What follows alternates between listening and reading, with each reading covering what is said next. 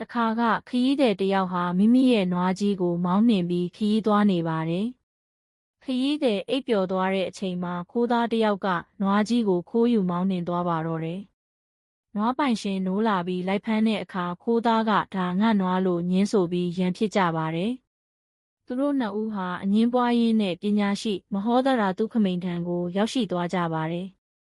မဟောဒရာကသူတို့နှစ်ဦးကိုကြည့်ပြီးဒီနွားကိုဘာတွေကြွေးထားသလဲလို့မေးလိုက်တယ်။ခိုးသားကငါ့နွားကိုနှမ်းဖက်နဲ့ဆန်ဆေးရည်တွေကြွေးထားတယ်လို့လိန်ညာပြောလိုက်တယ်။နွားပိုင်ရှင်အစ်စ်ကတော့ကျွန်တော်မျိုးကတော့မျက်နဲ့ကောက်ရိုးပဲကြွေးပါတယ်လို့အမှန်တိုင်းဖြေခဲ့တယ်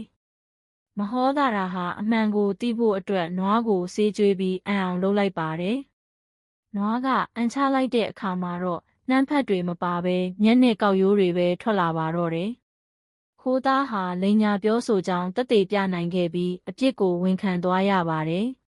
။မဟောဒရာဟာနွားပိုင်ရှင်ကိုနွားပြန်ပေးစေပြီးခိုးသားကိုလည်းဆုံးမစကားပြောကြားခဲ့တယ်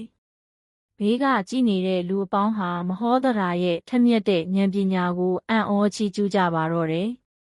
ဒီဇလန်းကတော့အမှန်တရားကိုဖော်ထုတ်ဖို့အတွက်ဉာဏ်ပညာဟာအရေးကြီးကြောင်းပြသနေပါတယ်။ကလေးတို့လည်းဒီဇလန်းလေးကြိုက်ရင်ရက်လို့ရေးခဲ့ပါဦး။